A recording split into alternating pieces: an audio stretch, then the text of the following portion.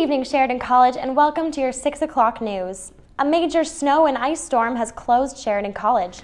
The Canadian Red Cross is going to help the Northern Ontario First Nations community of Attawapiskat with its housing crisis. The Red Cross will be working closely with the community and public authorities to identify and ameliorate urgent short-term needs in the conditions of the community which have been called deplorable and dangerous. Canada will announce next month that it will formally withdraw from the Kyoto Protocol, a UN framework conference committee which commits industrialized countries to reduce gas emissions. The Environmental Minister, Peter Kent, prepares for the climate conference in Durban, South Africa. African President Jacob Zuma opened a 2-week conference concerning the global climate change issue, which is severely inhibiting African living. Kent says that the Kyoto Protocol is out of date because it excludes major emitters among developing nations, an issue that will be discussed in the South Africa conference.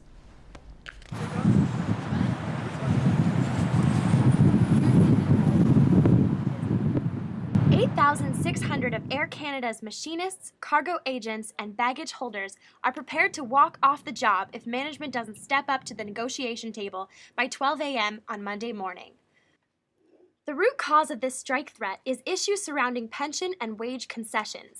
These employees are union members of the International Association of Machinists and Aerospace Workers.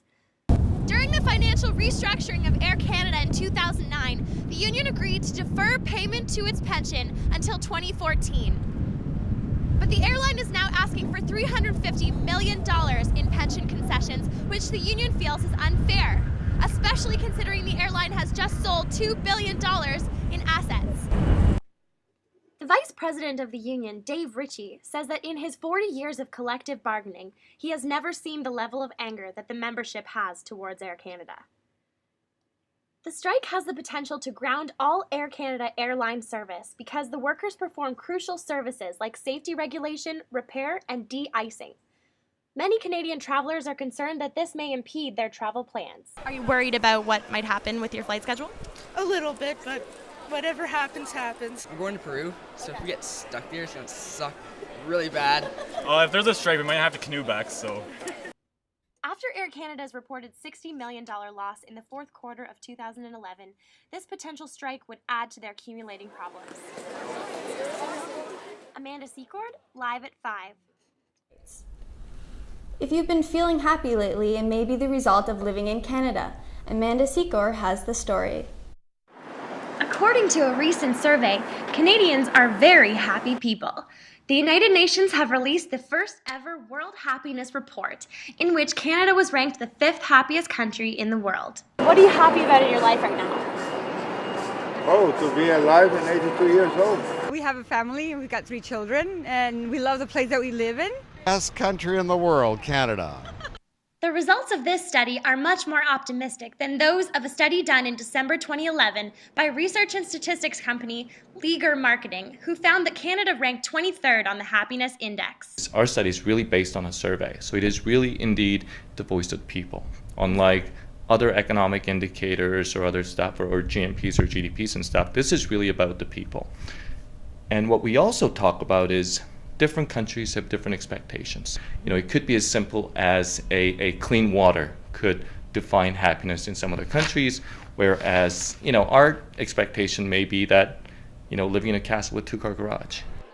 Both studies unexpectedly found that a nation's happiness is not necessarily tied to its economy. This certainly reigns true for the small Himalayan country of Bhutan, who outranked the happiness in some of the world's largest economies like Japan and China. Mr. Jigme Finlay, the current Prime Minister of Bhutan, said in the conference that the purpose of development is to create enabling conditions through public policy for the pursuit of the ultimate goal of happiness of all citizens. So, Bhutan proposes an appropriation of the GNP model into what they call the GNH, or Gross National Happiness. Whether Canada considers this ideology or not, we seem to be happy citizens nonetheless. 2 14-year-old girls and 2 16-year-old boys are dead after a single car rollover in the early morning in Calgary. At 10 a.m. Eastern Time today, NASA launched its first Mars-bound spacecraft carrying a 6-wheeled rover to explore the Red Planet. Aboard this mobile rover, nicknamed Curiosity, is a Canadian-made science tool. William airlifted the 2 seamen individually during extreme weather conditions. He then flew them to safety on a military base off the Welsh island of Anglesey. Although these 2 sailors had a happy ending, 1 sailor was found dead and 5 more are still missing. The Russian ambassador to the UK has expressed its deepest gratitude to Prince William for his heroism in saving the lives of 2 Russian citizens. Hydro One Brampton is committed to energy efficiency for its customers and its community. The partnership that was acknowledged today will not only help students into the industry, but it'll also pave the way for reducing Canada's carbon footprint. One of the main goals of Social Media Week is to teach business professionals how to use these tools to better their businesses, and to teach the younger generation, who are social media experts, how to use these tools to become business professionals. Social media is becoming the lifeline of Canadian business evolution. AmandaSecord. AmandaSecord. AmandaSecord, live at 5.